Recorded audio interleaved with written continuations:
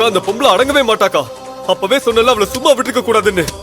அவ இருக்கிற வரைக்கும் உங்களால நிம்மதியா வாழவே முடியாதுக்கா. இப்ப என்னடா ஆச்சு? இங்க பாருங்க என்ன பண்ணி வச்சிருக்கான்னு. அவ வேலை செஞ்ச ஹாஸ்பிட்டல்ல ஒரு டாக்டர் கூட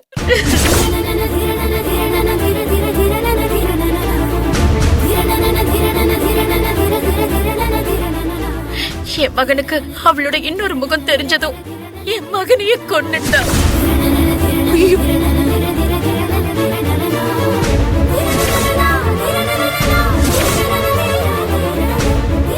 அவ வேலை செய்யற ஹாஸ்பிட்டல்ல கௌதம்னு ஒரு டாக்டர் கூட பழகி இருக்கா. அவங்க 2 பேருக்கும் தப்பான உறவு இருந்திருக்கு. அந்த உறவை பத்தி தெரிஞ்சு என் பிள்ளையோட மனசு ரொம்பவே பாதிச்சிருச்சு.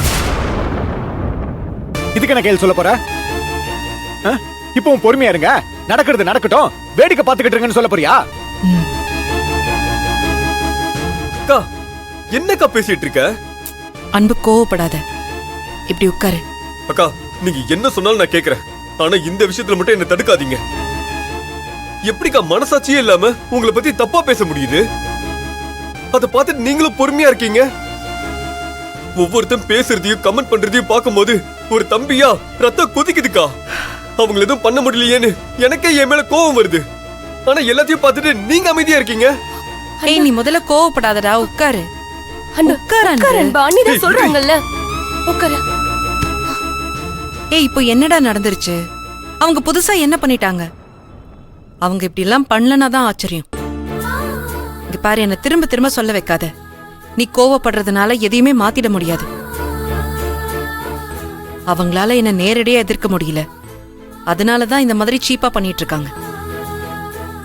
இதுக்கு முன்னாடி அவங்க செஞ்சத இப்போ வார்த்தையா சொல்லிட்டு இருக்காங்க.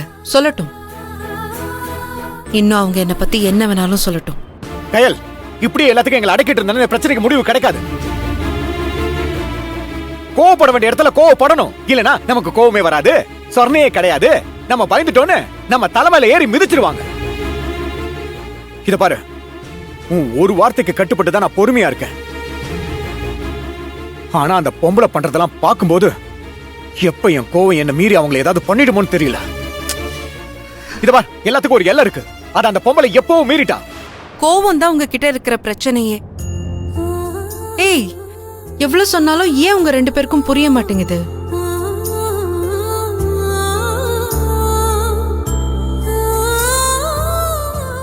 நீங்க இப்ப நடக்கிற பிரச்சனைக்கு தற்காலிகமா ரியாக்ட் பண்ண சொல்றீங்க.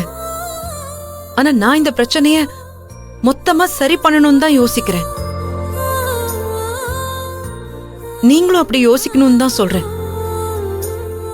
அவங்க என்ன பண்ணாலும் நாம இப்படி கோவப்பட்டு மொத்த குடும்பமும் நிம்மதி இல்லாம இருக்கணும்னு தான் அவங்க எதிர்பார்க்கறாங்க. அதே நீங்களும் பண்ணீங்கன்னா அவங்க நினைக்கிறதெல்லாம் சரின்னு ஆயிடாதா? அப்போ அவங்களும் இன்னும் ஏதாச்சும் பண்ணிக்கிட்டே தான் இருப்பாங்கல்ல.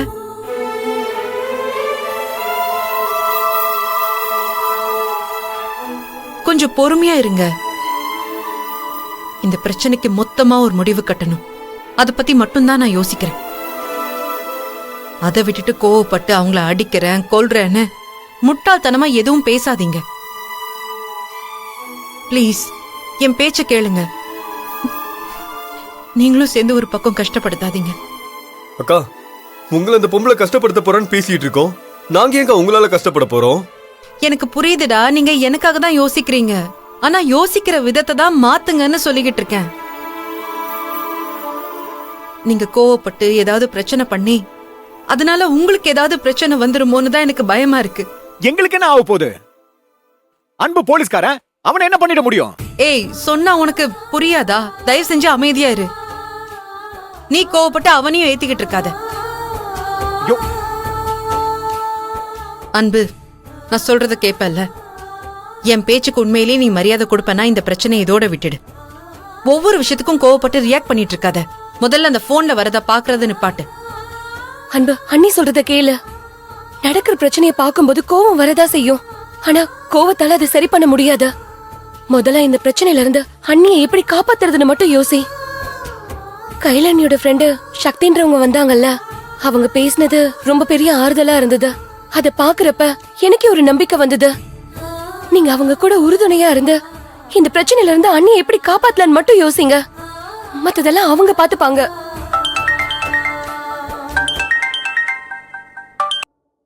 Hello sir. அன்பு, எங்க இருந்தாலும் உடனே ஸ்டேஷனுக்கு வா. என்னாச்சு சார்? யோ, நேர்ல வாயா சொல்றேன். சரிங்க சார், வரேன். என்னாச்சு? யார் போன்ல? இன்ஸ்பெக்டர் தான்க்கா. உடனே ஸ்டேஷன் வர சொல்றாரு. ஏதோ கேஸ் விஷயமா இருக்கும்னு நினைக்கிறேன். சரி, ஒன்றும் பிரச்சனை இல்லடா. நீ உன் வேலையை மட்டும் பாரு. இந்த பிரச்சனையை எப்படி சமாளிக்கிறதுன்னு நான் பாத்துக்கிறேன். இப்ப நீ உன் வேலையில கவனம் செலுத்து. வேற எதுலயும் டைவர்ட் ஆகாத, சரியா? நான் அப்படியே கிளம்புறேன்க்கா.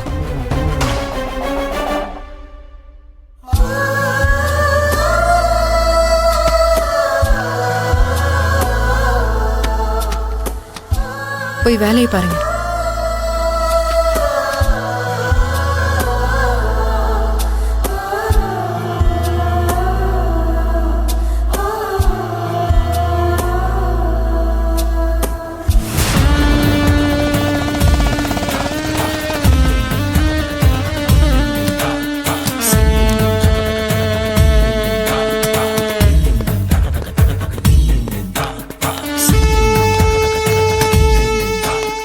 சார். வாயா. சொல்லுங்க சார். யோ, உன்னை நீ போலீஸ்காரன் நினைச்சிட்டு இருக்கியா இல்ல ரவுடி பையன் நினைச்சிட்டு இருக்கியா? உன் இஷ்டத்துக்கு எங்க வேணாலும் நுழைஞ்சி என்ன வேணும்னாலும் பண்ணுவியா? என்னாச்சு சார்? என்னாச்சா? நீ எங்க போற என்ன பண்றது எனக்கு தெரியாது நினைச்சிட்டு இருக்கியா?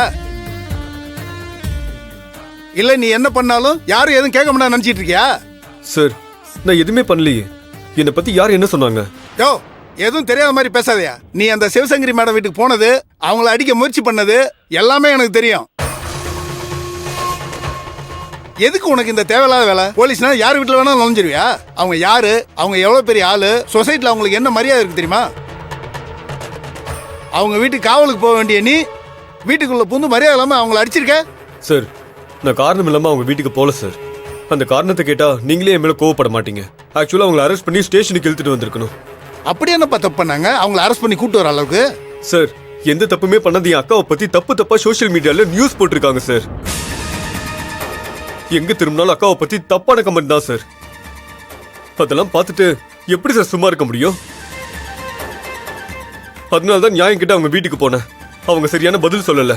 அதனால தான் அப்படி ரியாக்ட் பண்ண வேண்டியதா போச்சு. யோ, வாய முடியா. நீ உங்க அக்காவுக்கு தம்பியா மட்டும் இருந்ததுன்னு வச்சுக்க, உன்னை விசாரிக்காம என்ன உள்ள தூக்கி போட்டிருப்பேன். ஆனா நீ ஒரு போலீஸ்காரன். ஒரு பெரிய மனுஷங்க வீட்டில் நுழைஞ்சு அராஜகம் பண்ற அளவுக்கு உனக்கு யாரு அதிகாரம் கொடுத்தது? நீ இந்த கேஸை சட்டப்படி தான் டீல் பண்ணியிருக்கணும். அதை விட்டுட்டு வரம்பு மீறி அதுவும் 2 பொம்பளைங்கிட்ட போய் வீரத்தை காட்டியிருக்க.